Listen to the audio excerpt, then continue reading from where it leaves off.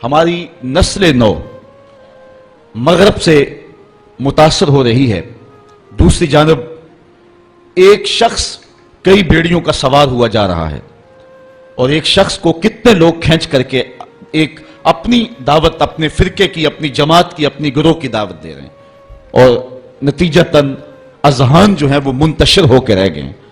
اب اس امت کو اور نوجوان کو اور آنے والی نسل کو وہ کون سا مرکز ہے جس پہ اکٹھا کیا جائے اور ان کو راہ مستقیم پہ بلایا جائے؟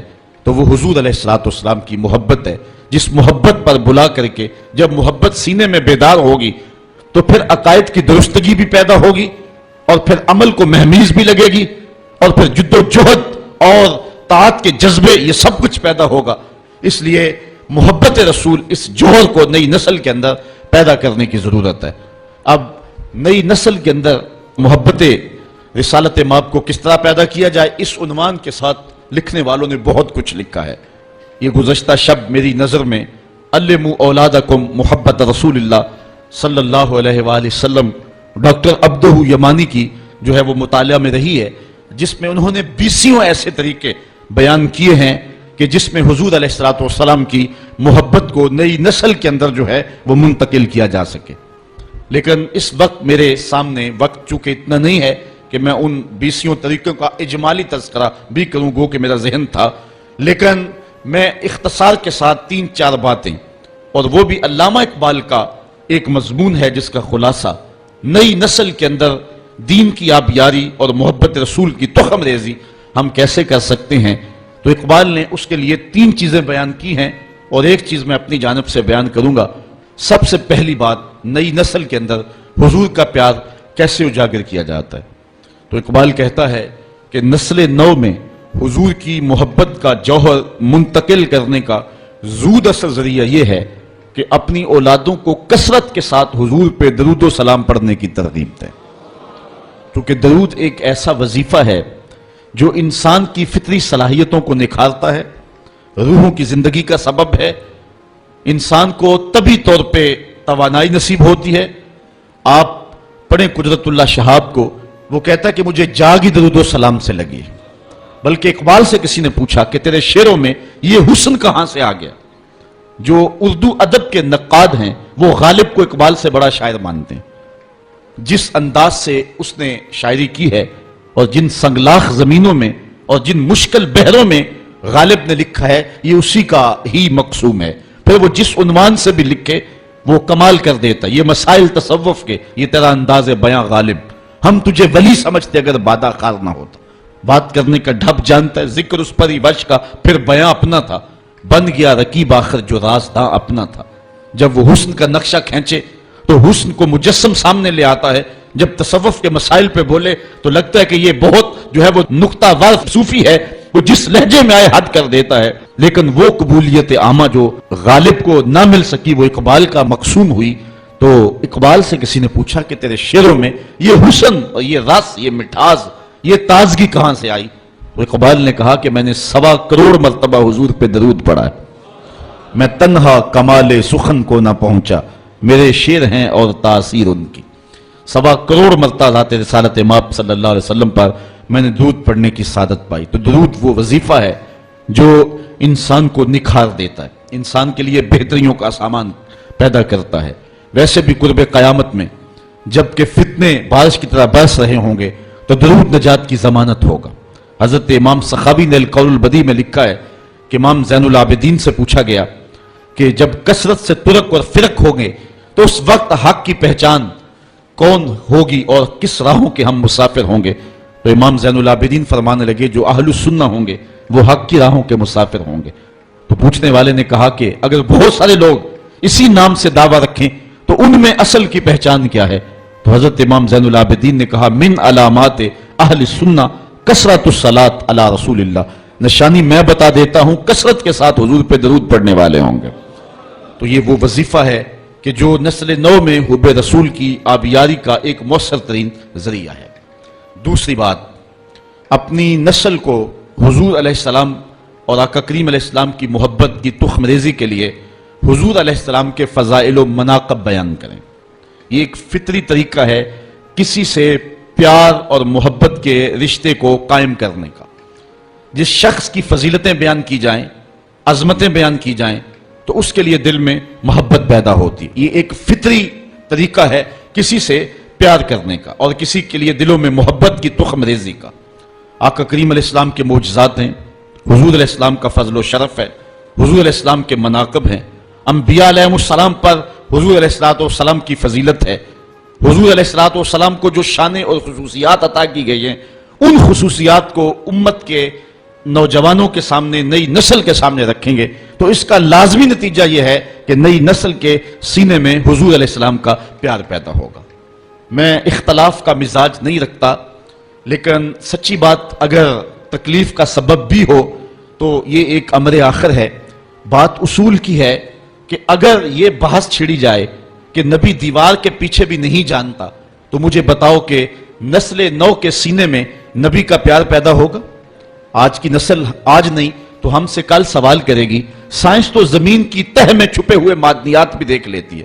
پہاڑوں کی رگوں میں سونا کتنے فیصد پایا جا رہا ہے، جدید زمانے میں یہ بھی دیکھا جاتا ہے۔ سمندر کی تہ میں موتی اور گھونگے کس سائز میں ہیں، تو جدید سائنس سے یہ بھی ممکن ہو گیا ہے کہ اس سائز کو بھی دیکھ لیا جاتا ہے۔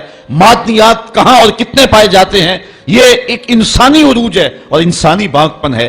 جب انسانی نظر کا کمال اور انسانی دوربین کی رسائی پہاڑوں کی رگوں تک ہو گئی ہے اور زمین کی تہوں تک انسان پہنچ گیا ہے، تو کیا نبی دیوار کے پیچھے بھی نہیں جانتا؟ یہ بے بسی کی کہانی نہیں ہے تو اور کیا ہے؟ نئی نسل کو بتانا پڑے گا۔ یہ کسی نے اپنے دور میں اندھیرے میں بیٹھ کے لکھ دیا، حقیقت ایسی نہیں ہے۔ نبی تو نبی رہا، نبی کا غلام حضرت عمر منبر پہ بیٹھا ہے، نہامد میں جنگ ہو رہی ہے، 1 مہینے کی مسافت ہے، حضرت ساریہ امیر لشکر ہیں، راستے میں دیوار کیا کئی پہاڑ کھڑے ہیں۔ حضرت ساریہ آگے بڑھ کے جوش میں حملہ کرنے لگے، دشمن پیچھے سے آ کے جو ہے وہ حملہ آور ہونے لگا۔ حضرت عمر خطبہ دے رہے تھے، رہا نہ گیا، یہی سے بولے یا ساریہ الجبل، اے ساریہ پہاڑ کو نہیں چھوڑنا، یہ شان ہے خدمتگاروں کی، سرکار کا عالم کیا ہوگا۔ یہ تو نبی کے غلام کی نگاہوں کا عالم ہے کہ وہ پہاڑوں کے پیچھے دیکھ رہا ہے، تو جو نبی ہے اس کی شان کا عالم کیا ہوگا۔ تو اگر اپنی اولاد کو اس طرح کے مسئلے بتائیں گے اور اس طرح کی باتیں بیان کریں گے تو وہ حضور کی ذات سے دور ہوں گے، حضور سے قریب نہیں ہوں گے۔ بات اختلاف کی نہیں، اصول کی ہے۔ آج کی اس انسانی عروج کی اور انسانی کمال کی اور مادی ترقی کے اس زمانے میں اگر یہ کہا جائے کہ نبی کسی چیز کا اختیار نہیں رکھتا تو یہ کتنی عجیب سی بات ہے۔ آج تو انسان زمین کی تنابیں تھام چکا ہے، آج تو چاند کی چھاتی روندی جا چکی ہے، مریخ کے سفر کی تیاریاں، ایٹم کا کلیجہ شک کیا جا چکا ہے، پوری دنیا گلوبل ولیج بن چکی ہے، پانی کی تہوں تک انسان کی رسائی ہے۔ اور کسی زمانے میں ہم کہتے تھے کہ کمان سے نکلا ہوا تیر واپس نہیں آتا، لیکن آپ کے پاس یہ سسٹم موجود ہے کہ آپ فائر کر چکے ہیں، بعد میں پروگرام بن گیا کہ نہیں اس کو ہدف سے ہٹانا ہے تو آپ بٹن دبائیں، نکلے ہوئے میزائل کا رخ بدل سکتے ہیں، اس کو راستے میں توڑنا چاہیں تو توڑ سکتے ہیں۔ یہ انسانی دسترس اور انسانی اختیار کی دل آویز کہانی ہے کہ انسان نے سورج کی شعاؤں کو مسخر کر لیا، زمین کی تنابیں تھام لی اور دھرتی کا کلیجہ اس کے ہاتھ میں ہے، اور وہ آنے واحد کے اندر کہاں سے کہاں تک جا رہا ہے، ہوائیں اس کی قید میں ہیں، فضائیں اس کی دسترس میں ہیں۔ جب انسان نے یہ مادی ترقی قائم کر لی تو کیا نبی کسی چیز کا اختیار نہیں رکھتا؟ یہ کتنی عجیب اور بے تکی بات ہے۔ نبی کے اختیار کی کہانی سننی ہے تو آؤ نبی کی عظمتوں کو دیکھیں۔ نبی انگلی اٹھائے چاند کے ٹکڑے ہو جائیں، سورج پلٹ کے اثر کے وقت پہ آ جائے، اور سڑیاں کو جوراں اگا جان دائے، اور پتھراں نو کلمے پڑھا جان دائے، قطرے کو سمندر ذرے کو ستارہ کرتے ہیں، کونین کو خم آ جاتا ہے جب زلف سمارا کرتے ہیں۔ آج انسانی دسترس اور اختیار کی کہانی کی دل آویزیاں یہ ہیں کہ کمان سے نکلے ہوئے تیروں کے رخ موڑے جا رہے ہیں اور میزائلوں کے راستے اور ہدف تبدیل کیے جا رہے ہیں۔ آؤ حضور کی دہلیز پہ دستک دیتے ہیں۔ حضرت عبداللہ ابن عباس روایت کرتے ہیں، باب المعجزات مشکات اٹھائیں، فرماتے ہیں کہ ایک شخص حضور کی خدمت میں حاضر ہوتا ہے، وہ بدو عرض کرتا ہے کہ حضور اگر حاضل از یہ کھجور کا پکا ہوا خوشہ آپ اس کو اشارہ کریں اور یہ ٹوٹ کے آپ کی جھولی میں آ گرے تو میں آپ کو اللہ کا نبی مان لوں گا۔ حضور نے فرمایا تب تم مان لو گے؟ اس نے کہا انکار کی گنجائش نہیں رہے گی۔ حضور اشارہ کرتے ہیں، گچھا ٹوٹ کے جھولی میں آ گرتا ہے، ادھر گچھا پہنچتا ہے، ادھر اس کے لبوں پہ کلمہ جاری ہو جاتا ہے۔ اب آقا کریم ان کھجوروں کو بانٹ بھی سکتے تھے، اس شخص کے ایمان لانے کی خوشی میں شیرینی بٹ جاتی اور قیامت تک ان لوگوں کے لیے افتخار ہوتا، فخر ہوتا کہ کچھ صحابہ نے معجزے کی کھجوریں کھائی ہیں۔ لیکن آقا کریم علیہ السلام جانتے تھے قیامت کے قرب میں تیروں کے رخ موڑے جائیں گے اور انسانی کمال اور اختیار کی کہانی یوں دل آویز ہوگی۔ آقا نے وہ کھجوریں بانٹی نہیں، بلکہ اس پکے ہوئے کھجوروں کے خوشے سے مخاطب ہو کے کہا، تجھے جس کام کے لیے بلایا وہ تو ہو گیا، اب واپس جا کے شاخ سے جڑ بھی جا۔ صرف اتارنا نہیں جانتے، ان کو واپس جوڑنا بھی جانتے، چاند کے ٹکڑے ہی نہیں کرنا جانتے، اصلی حالت کے اندر ان کو پلٹانا بھی جانتے ہیں۔ یہ نبی کے اختیار کی دل آویز کہانی ہے۔ تو نئی نسل کو وہ باتیں نہ سنائیں کہ جن سے نئی نسل دور ہو، بلکہ آج کی سائنس بہت عروج اور بہت ترقی کر چکی ہے، لیکن جو عروج میرے رسول نے پایا ہے، یہ سائنس اور یہ مادی ترقی اس کی گرد کو بھی نہیں چھو سکتی۔ آج دنیا چاند پہ جا کے فخر کر رہی ہے، میرا نبی چاند کو قدموں میں بلا کر بھی فخر نہیں کر رہا۔ اور پھر معراج کی شب میرے رسول وہاں پہنچے ہیں جہاں کسی کا تصور بھی نہیں پہنچا۔ کوئی فلک تے رہ یار گیا، کوئی جا سدرا تے ہار گیا، ایک کالیاں زلفاں والا سی جڑا عرش تو بھی لنگ پار گیا۔ کوئی حد ہے ان کے عروج کی، بلغل اولاب کمال ہی۔ یہاں امام احمد رضا کا اسلوب دیکھیے، خرد سے کہہ دو کہ سر جھکا لے، گماں سے گزرے گزرنے والے، یہاں خود پڑے ہیں جہت کو لالے، کوئی کیا بتائے کدھر گئے تھے، کوئی حد ہے ان کے عروج کی، بلغل اولاب کمال ہی۔ تو نسل نو کو حضور کا پیار دینے کے لیے آقا کریم کے فضائل و مناقب بیان کرنے پڑیں گے۔ تیسری بات، نسل نو کو حضور علیہ السلام کی محبت اور حضور کا پیار دینے کے لیے حضور کے حسن و جمال کا تذکرہ سنانا پڑے گا۔ کائنات میں انسان کی یہ طبع ہے اور فطری مجبوری ہے کہ حسن کی طرف اس کا میلان ہوتا ہے، اور یہ میلان طبعی ہے۔ تو اس لیے نئی نسل کو حضور کے حسن کے قصیدے بیان کرنے پڑیں گے۔ علماء نے باقاعدہ اس پہ کتابیں تصنیف کی ہیں۔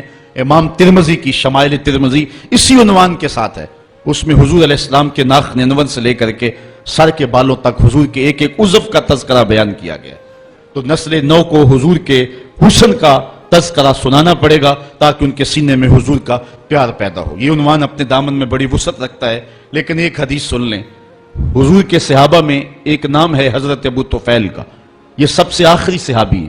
حج کا موسم ہے، اونچے ٹیلے پہ کھڑے ہو گئے اور لوگوں سے مخاطب ہو کے کہا، لوگوں اس وقت روئے زمین پہ میرے علاوہ کوئی نہیں جس نے حضور کو دیکھا ہو، آؤ مجھ سے حضور کی باتیں سنو۔ لوگ اکٹھے ہو گئے اور کہا، صف لنا رسول اللہ صلی اللہ علیہ وسلم، ہمیں حضور کا حلیہ بیان کر دیجیے۔ تو انہوں نے 3 لفظوں میں حضور کا حلیہ بیان کیا، کان رسول اللہ صلی اللہ علیہ وسلم ابیض ملیحا مقصدا، ایک چٹے رنگ کے تھے، ایک حسن نمکین تھا، ایک ہر معاملے میں توازن تھا۔ آخری بات میرے عنوان کی، ورنہ اس عنوان سے بہت کچھ کہا جا سکتا ہے۔ حضور علیہ السلام کے فضائل و مناقب، حضور کے حسن کا تذکرہ، آقا پر کثرت درود، یہ سارے وظائف زود اثر ہیں اور ان کے ذریعے سے اپنی نسل کو حضور علیہ السلام کی چوکھٹ پہ بلایا جاتا ہے۔ ایک اور ذریعہ یہ ہے کہ اپنی نئی نسل کو حضور علیہ السلام کی سیرت بیان کریں، اور اس کا لازمی نتیجہ یہ ہے کہ ان کے دل میں حضور علیہ السلام کے لیے، صاحب سیرت کے لیے پیار کے جذبے پیدا ہوں گے۔ آقا کریم علیہ السلام کو جو حسن صورت دیا گیا ہے اس کا جواب نہیں ہے، لیکن جو حسن سیرت دیا گیا ہے اس کا بھی جواب نہیں ہے۔ اللہ تعالیٰ جل شانہ نے اپنے محبوب کے خلق کی خود تعریف کرتے ہوئے فرمایا، وَإِنَّكَ لَعَلَىٰ خُلُقٍ عَظِيمٍ، محبوب تو عظیم خلق کا مالک ہے۔ تو جس کے خلق کو رب نے بھی عظیم کہا ہے، وہ سیرت کے کس اونچے درجے پہ گامزن ہوگا۔ اس لیے اپنی نئی نسل کو اس عنوان کے ساتھ آگاہی دے کر کے اپنی نئی نسل کو حضور کی محبت کی طرف بلایا جائے گا۔ ایک بات اور عرض کروں جاتے ہوئے، وہ یہ کہ اپنی اولادوں کے دلوں کے اندر اس بات کا احساس پیدا کیجئے اور اس مسرت اور اس خوشی کا وہ اظہار کریں کہ ہم حضور کی امت ہیں، اور یہ احساس فرحت کا اور انبساط کا حضور علیہ السلام کی قربت کا سبب بنے گا۔ اور صحابہ اس بات پہ فخر کیا کرتے تھے، اور ابھی آپ نے روایت سنی کہ سب سے زیادہ خوشی صحابہ کو اگر کسی بات کی ہوتی تو ایمان لانے کی ہوتی۔ تو حضور علیہ السلام کی صورت میں جو کرم نوازی ہوئی، 1,00,000 انبیاء علیہم السلام ہیں، لیکن جو اعزاز اللہ نے اپنے محبوب کو عطا کیا وہ کسی اور کا مقسوم نہیں ہے، شرف مکان کا نہیں ہوتا، مکین کا ہوتا ہے۔ تو جس طرح حضور نبیوں سے افضل ہیں، حضور کے صدقے سے حضور کی امت جو ہے وہ ساری امتوں سے افضل ہے۔ کنتم خیر امت اخرجت للناس، کبھی ہم تنہائی میں بیٹھ کے سوچے ہم اس قابل ہیں کہ اتنا بڑا اعزاز دیا گیا؟ یہ مجھے اور آپ کو کہا گیا کہ تم بہتر امت ہو، میری خوش قسمتی میں تیرا امتی۔